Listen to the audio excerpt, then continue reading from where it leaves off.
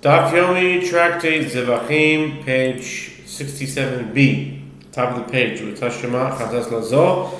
The Gemara suggests coming here to challenge this principle from the Mishnah in Tractate Kinim 24a. A woman after childbirth must bring two bird offerings, a burnt offering and a sin offering.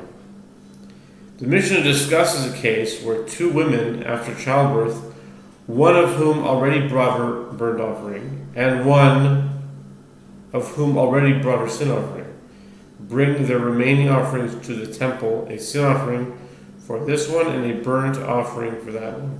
But confusion has arisen as to which bird is which.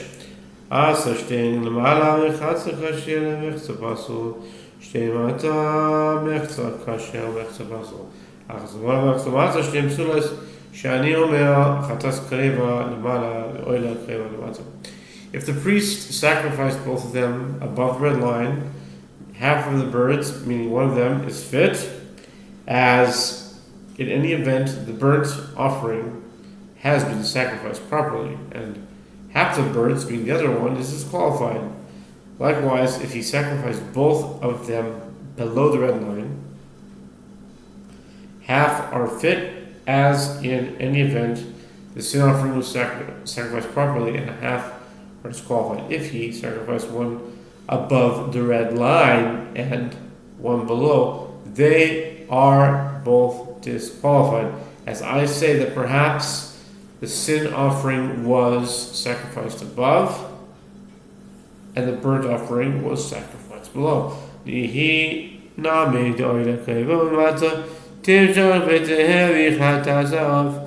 But according to Ada bar Abba's explanation of Rabbi Yehoshua's principle, the sin offering should be deemed fit in any event, even though the burnt offering was indeed sacrificed below the red line. It should be removed from its status as a burnt offering and become a burnt sin offering.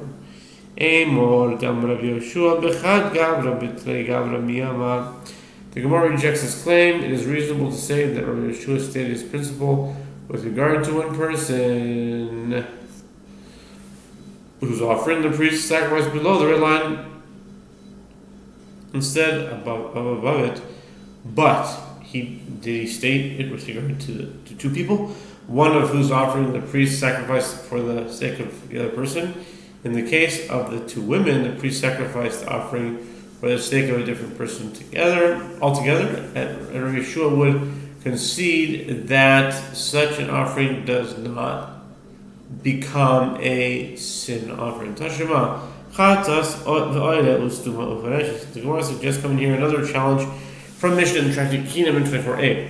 The Mishnah discusses a case of two women who jointly brought 3 pairs of birds as follows. The birds of one pair were designated as sin offering from a burnt offering respectively, but it was not specified which woman's obligation they were to satisfy. And the second pair was unspecified to which birds being offered, and the third pair was specified as to both type of the offering of each bird and whose obligation each bird was to satisfy. Amar kula lamala mechse pasol, kula lamata mechse kasher mechse pasol. Chetzion lamala chetzion lamata in a kshev in a stuma u'mitchaleket b'neim. If the priest sacrificed all of them above the red line, half of the birds are fit and as in any event the burnt offerings have been sacrificed properly and half are disqualified. Likewise, if he sacrificed all of them below the red line and half are fit as in any event the sin offerings were sacrificed properly and half are disqualified. If he sacrificed half of every pair of the red line and half of it below, but it is unclear which bird he sacrificed above and which he sacrificed below, and only the unspecified pair is fit, as by sacrificing the one above and one below, the priest has in effect designated them. And since the women brought the birds jointly, the fit pair is divided between them, one bird counting toward the other obligation of each woman.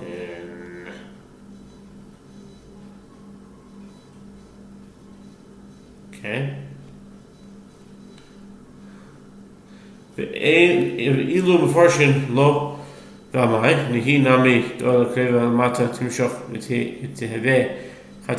Mishnah teaches that only the unspecified pair is fit, while the specified birds are not, as perhaps each bird was sacrificed on the wrong side of the red line and disqualified. But why should that be the halacha? According to Rav Adar Ahava's explanation of Rabbi Yeshua's principle, even if the burnt offering was indeed sacrificed below the red line, it should be removed from its status as a burnt offering and become a burnt sin offering. And if you would say this mission is not in accordance with the opinion of Yeshua, how can we say that? Tashema Isha Shamra Hare Kain Im Yeled Zachal Yoda Zachal Maybe Shtekinim Achas Nidra. The Gemara explains, coming here at evidence that the Mishnayot instructed Kinim are in accordance with the opinion of Rabbi Yehoshua for another Mishnah in the same chapter in 24b. The Mishnah discusses the case of a woman who said, "It is incumbent upon me to bring one nest, meaning one pair of birds, if I give to a male child, if I give birth to a male child. Since all women who give birth must bring one pair of birds in any event, she ultimately gave birth to a male. She must bring two nests, one for her vow and one for obligation." Okay,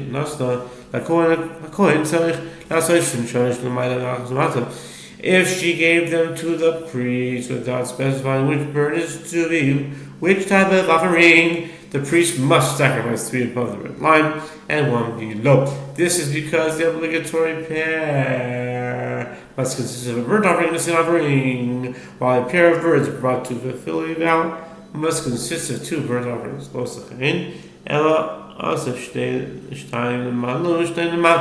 ולא נמנח צריך עליה שתביא עוד פרדה אחת ותקרא ולמעלה.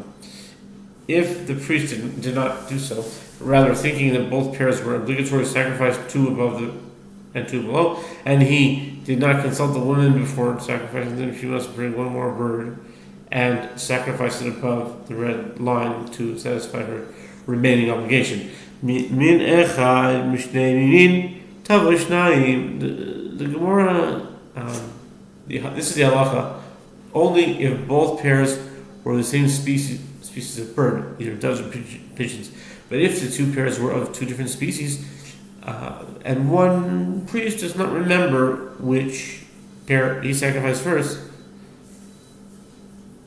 she must bring 2 more birds,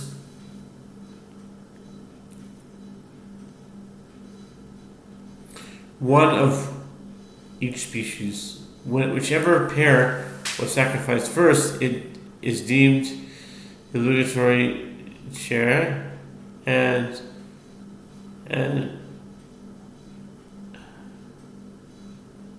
whichever pair was sacrificed first is deemed the obligatory pair. And a woman must bring a bird of the species to satisfy her remaining obligation of a bird offering. But since it is not known which species of bird that is, she must bring 1 of each. If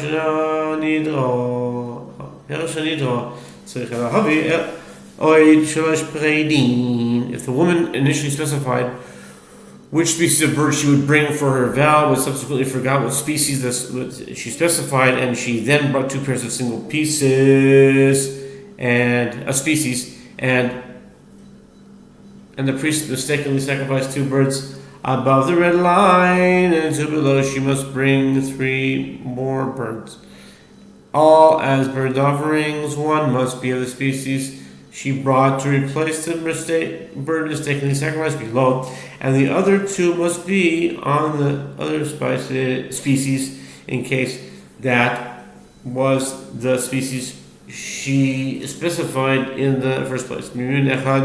This is halacha. Only if both pairs that she brought were of the same species, but if they were of 2 different species and the priest does not remember which pair he sacrificed first, she must bring flour, 2 of each species. This is because no matter which species she specified, the priest may have sacrificed the pair of that species first, leaving none of that species to satisfy even part of her now.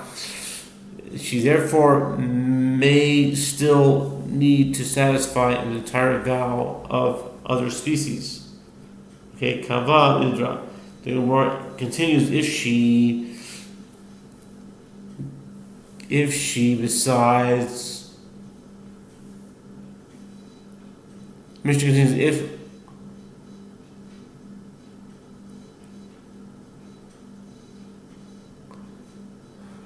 where was that?